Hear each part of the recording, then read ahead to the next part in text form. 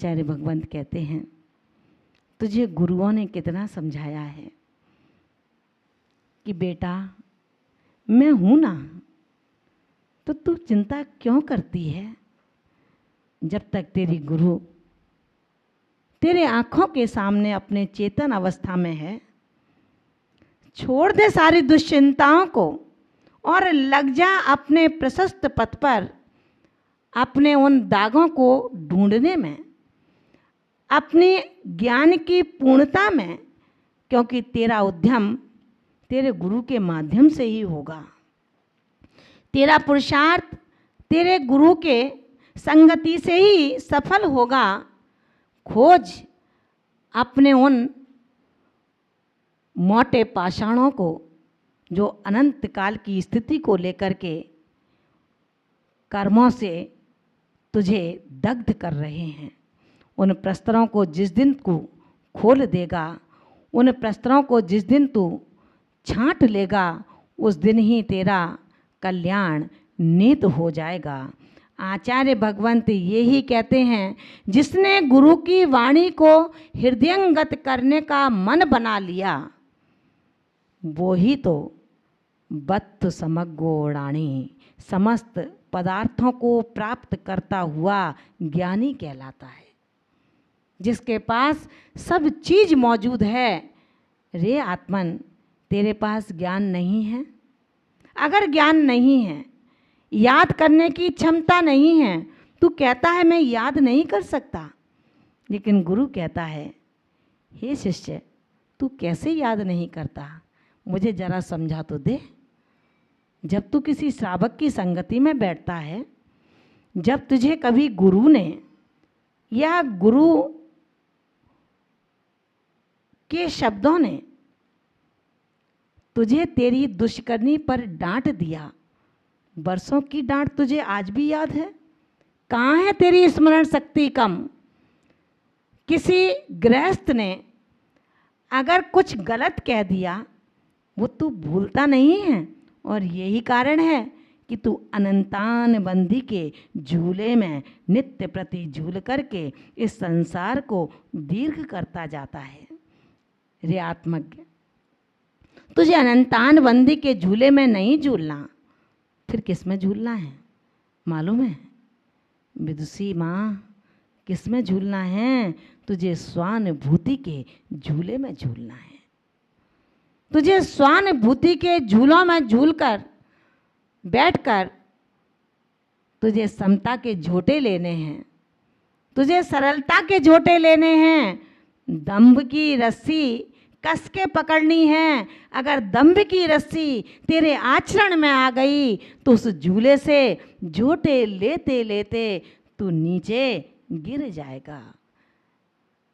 कितनी बार उन गुरु ने तेरी अशुद्ध आत्मा को विशुद्ध बनाने की कोशिश की है, तुझे बैठ कर के समझाया है, लेकिन जब जब समझाने की कोशिश की, पाठ पूरा नहीं हो पाया, गुरु पृष्ठ पलट नहीं पाया, लेकिन तेरे दंभ पर ऐसी चोट लगती है, तुझे लगता है कि मेरी बेइज्जती हो गई, मेरे जो मान अभिमान के किले थे वो खंडहर हो गए। तू रोने लगता है, चीखने लगता है, चिल्लाने लगता है, अप्रशस्त भाषा वर्गणा का इस्तेमाल करने लगता है। कब जगेगा, कैसे जगेगा? अगर इन विषयों में लपटा रहा तो सच मानना कभी ज्ञानी नहीं बन पाएगा। ज्ञानी की पूर्णता के गुणस्थानों को प्राप्त नहीं कर पाएगा। उन गुणस्थानों को प्राप्त करना है, ऊंचा उठना है, तो मत देख अपनी पीड़ा को, इस पीड़ा को कर्मों की संतति मान। ये बेचारे कर्म दोषी नहीं हैं। अगर कोई दोषी है तो याद है ना,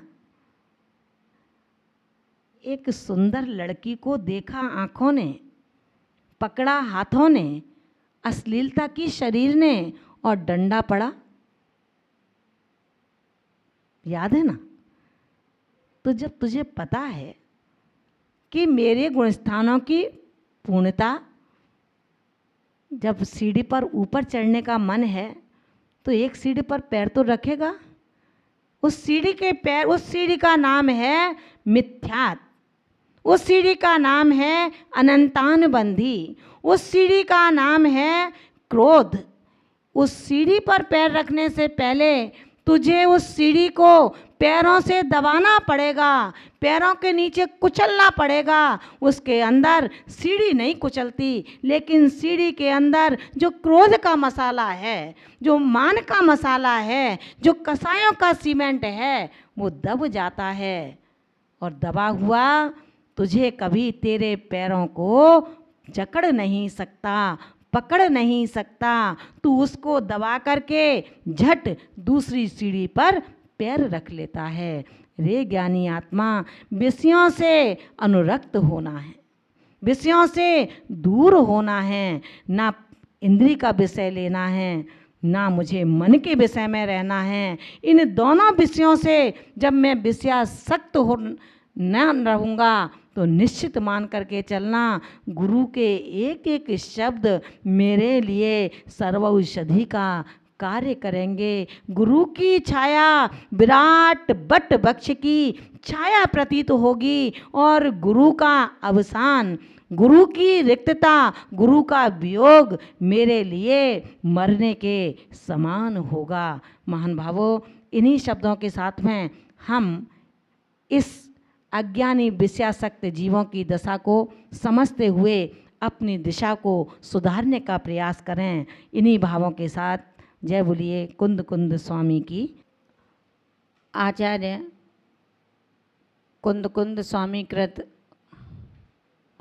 श्रमण और श्रावक संस्कृति की दो धाराओं को दिग्दर्शित कराने वाला रेणसार ग्रंथराज, जिसका अध्ययन अध्यापन निरंतर हम कर रहे हैं, सुन रहे हैं, क्रम से कल जहाँ ये बताया गया था, सकल पदार्थों का स्वामी होने के बाद भी जिसके भाग्य में उसका उपभोग नहीं है, सकल सामर्थ्यवान होने के बावजूद भी आप खुश नहीं हो। कारण जब अध्ययन चलता है तो हमारा अध्यापन चल रहा होता है। सच्ची तो है, इसमें हंसना क्या। हम रेणसार ग्रंथराज के लिए बैठे हैं और आचार्य प्रवर कहते हैं कि हे भावी भव्यात्माओं, आपको ये पता होना चाहिए कि आखिर मैंने इस वेश को धारण क्यों किया है। मैंने मनुष्य पर्याय को जो प्राप्त किया है, ये मेरी अनंत कालों की ऐसी पुण्य संपत्ति मिली है, जिसमें जैन कुल और जैन कुल के बाद में आज इस संगति को प्राप्त होकर मैं अपनी सारी विसंगतियों को दूर कर सकता हूँ। जो विषयासक्त हैं, विषयों में लगे हुए हैं, ऐसे आत्मा शायद परमात्मा का साक्षात्कार नहीं कर सकते। अपने अंदर हम इतना अच्छा पुरुषार्थ पैदा करें, हम अपने अंदर इतनी अच्छी श्रद्धा पैदा करें कि हम जब भी अपने गुरु सानिध्य में बैठें तो उनके चरणों तक पहुंच पाएं, उनके मन में उतर पाएं। लेकिन ध्यान रखना, कहीं ऐसा ना हो कि उनके मन से उतर जाएं। शब्द एक ही है, एक से है और एक में है। मन में उतरना आपकी कामयाबी है और मन से उतरना आपकी जिंदगी की हार है। कौन ऐसा है जो हारना चाहता है? कौन ऐसा है जो युद्ध क्षेत्र में खड़ा हो और अपने शत्रु योद्धाओं को पराजित न कर पाए? आप भी योद्धा हैं और आप ऐसे युद्ध क्षेत्र में खड़े हैं जहां कर्म शत्रु योद्धाओं ने आपको चारों ओर से घेर रखा है।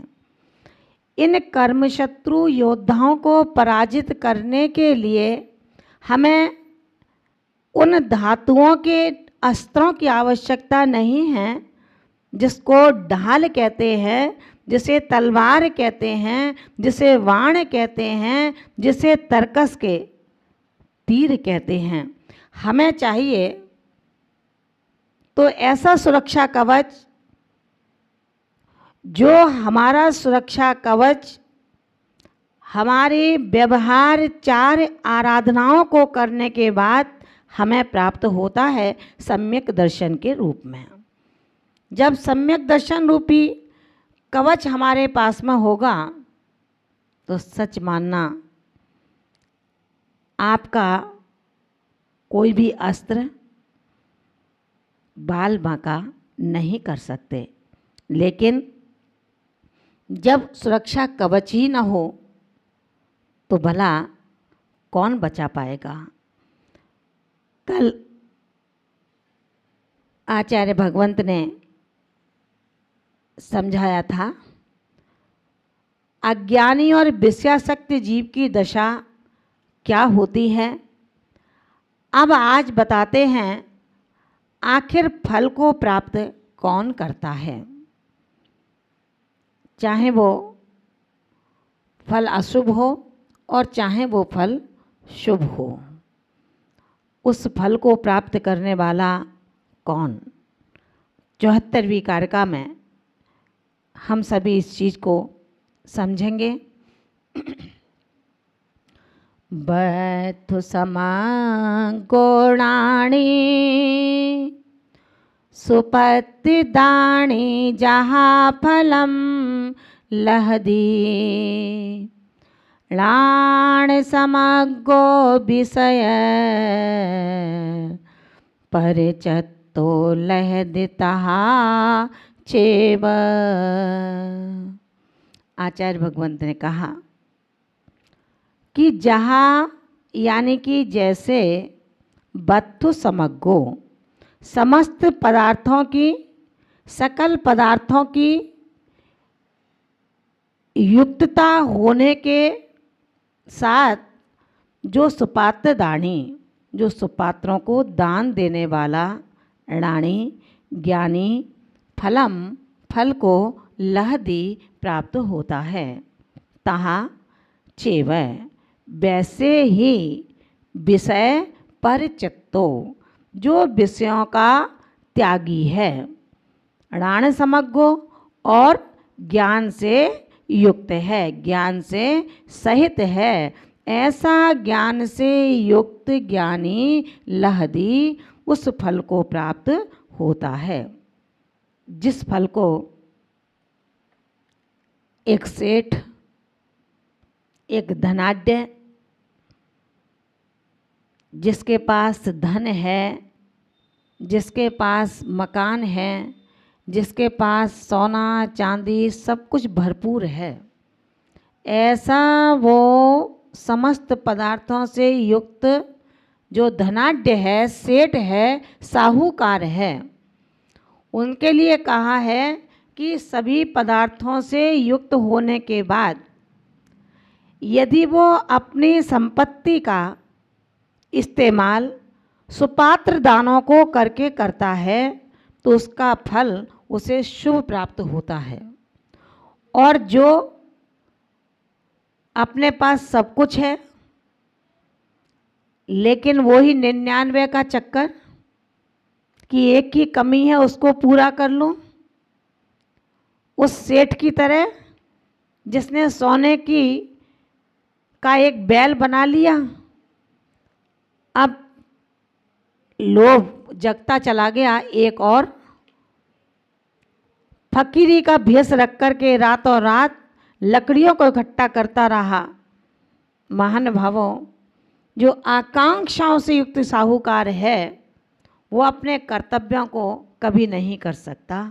जिसकी इच्छाएं हैं वो अपने कर्तव्यों को नहीं कर सकता। ठीक इसी प्रकार जो श्रद्धा से ही युक्त है, कर्तव्यों को पहचानता है, मेरा कब क्या किसके प्रति कर्तव्य होता है और करता है, बस उसके लिए कहा कि ऐसे समस्त पदार्थों से जो युक्त है और सुपात्र को दान देता है, सुपात्रों का के प्रति अपने भोजन का अतिथि संविभाग करता है, ऐसा वो सुपात्र दानी फल को प्राप्त होता है। और जो विषयासक्त है, विषयों में आसीन है, अगर वो इनसे विरक्त हो जाता है तो वो भी ज्ञान के फल को प्राप्त होता है। आचार्य भगवंत ने कहा है, ख्याति, पूजा, प्रतिष्ठा, लाभ की भावना से किसी भी श्रावक को श्रवण संस्कृति के उद्धार हेतु दान नहीं देना चाहिए। मेरा नाम हो, मैंने 4 महीने चौका लगाया महाराज का, उस पर एक बैनर लगवाओ, ये चौका किसका चल रहा है। आचार्य कुंद स्वामी कहते हैं, मैं नहीं कहती, आचार्य कुंद स्वामी कहते हैं कि अज्ञानी ख्याति, दान, पूजा, लाभ की भावना से पात्र और अपात्र किसी का भेद नहीं करता। जैसा मन आया, जैसा पात्र आया, वैसा दान दे देता है और संतुष्ट हो जाता है कि मैंने तो अपना कर्तव्य पूरा कर लिया।